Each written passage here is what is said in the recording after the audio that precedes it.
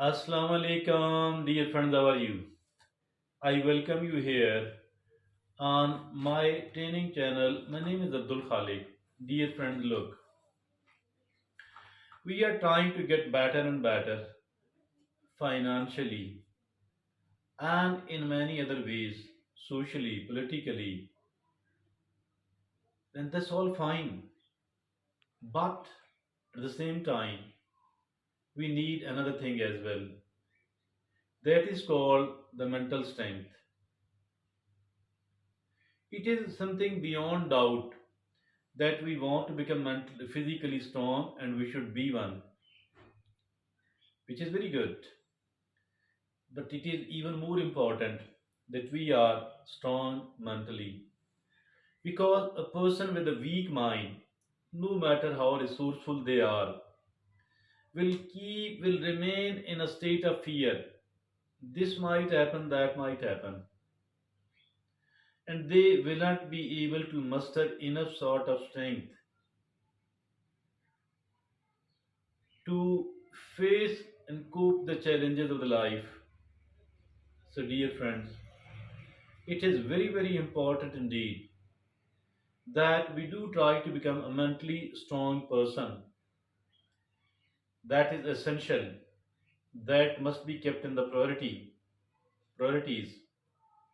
It will not be wrong if I say that it should be taken as the number one priority because that is the biggest resource, and on the basis of this great resource, we can develop and move forward. Now, how can we become a mentally strong person? That is the topic of our today's discussion. There are certain things which I want to present here, and these certain things are eight in number.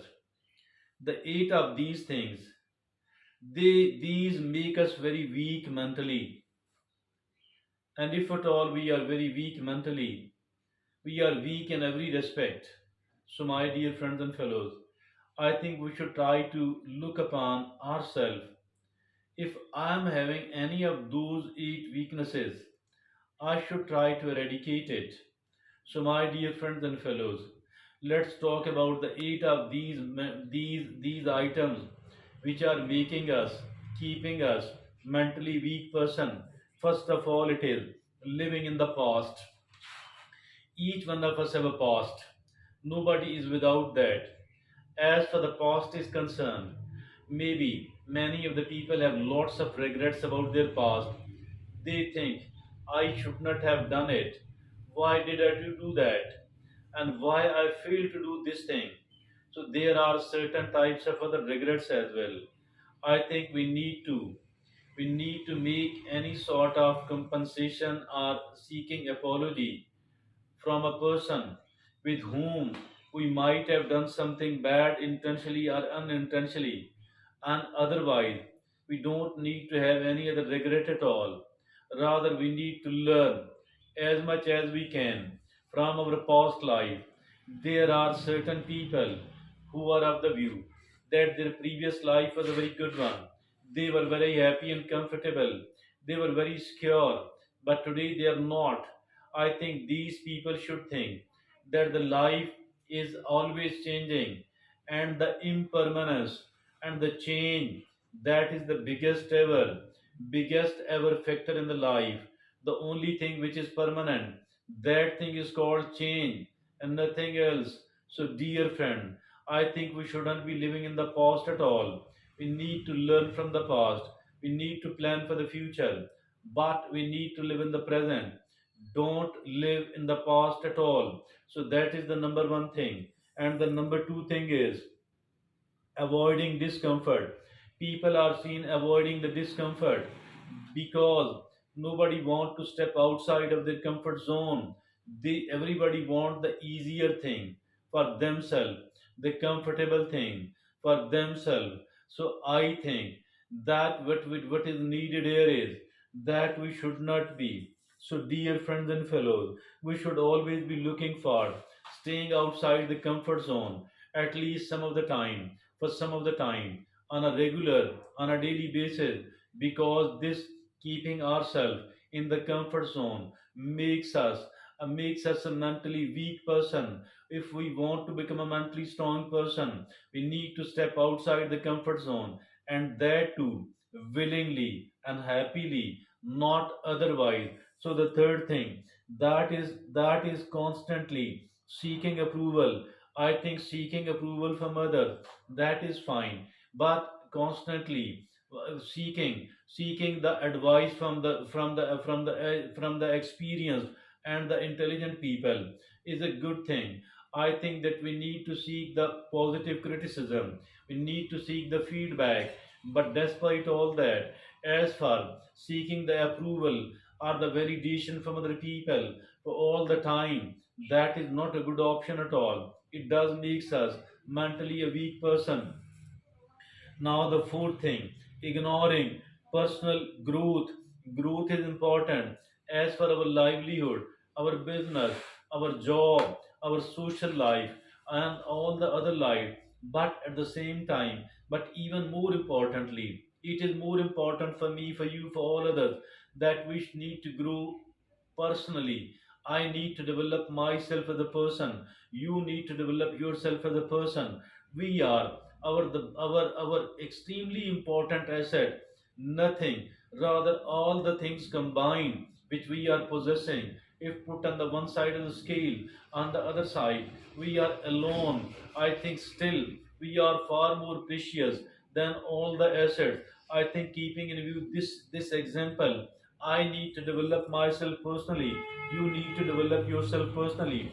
Now, the fifth is neglecting authentic relationships, but authentic relationships should not be neglected at all. We need to look for the quality and not the quantity. Instead of superficial relationships, prefer those who are with whom you can rely over your relationship on mutual respect and empathy. And amidst your differences, find the common ground. Amidst your differences, try to find the common ground, and establish your relationship on mutual respect and empathy. So do not neglect the authentic relationships. Now, the sixth is avoiding failure failure. We people dread the failure. I think failure for all the people who truly want to succeed, they do have to suffer the failure, not just once but several times in our lifetime. So why to be afraid of the failure? Simply we need to prepare a bit before putting ourselves in the arena, before attempting or trying anything else. We need to learn, we need to prepare ourselves, and nothing beyond that at all. So, dear friend, don't be afraid of the failure at all. Nobody on earth who have succeeded well, they did not succeed their final success without plenty of failures earlier. So if at all I or you, we want to become a successful person, so why to do this thing? Why to be afraid of the failure? Now, the seventh thing is neglecting self-care. Why to neglect the self-care? I am the most important asset for me. If you are the most important asset for yourself, so why to ignore it? Why not to provide ourselves with the needed self care? How can we do that? We need to sleep well, 7 to 8 hours a day. Sleeping, going to bed at the same time, waking usually at the same time. We need to provide ourselves with the proper amount of balanced nutrition. We need to take rest. We need to do the exercise, and we need to do the meditation or the salah. So that is avoiding self care is making us mentally weak. Now, the eighth and the final is pursuing perfection is nothing but an illusion. So never pursue the perfection at all. Rather, what is needed is that we need to improve our performance bit by bit, gradually. And this gradual bit by bit improvement will take us toward the excellence, but not without the proper homework, not without the proper practice. We need to keep improving it on a constant, on a regular basis, no matter how little the improvement is. but we should try to do it in a better way. That is all what we can do. But seeking the perfection, because the perfection is an illusion, so that is not a good approach at all. These are the eight things which are making us mentally weak. So if at all I or you want to become mentally strong person, which is our greatest value, so in that case we need to look upon ourselves. We need to do the reflection, and what kind of the eight things which I am doing now, out of these eight things, I must abandon it as soon as I can. I must make those habits weaker and weaker with the passage of time, so that after some of the time, I will be able to totally get rid of all of those eight habits which are making me mentally weak. So that's all from me at the moment. Thank you very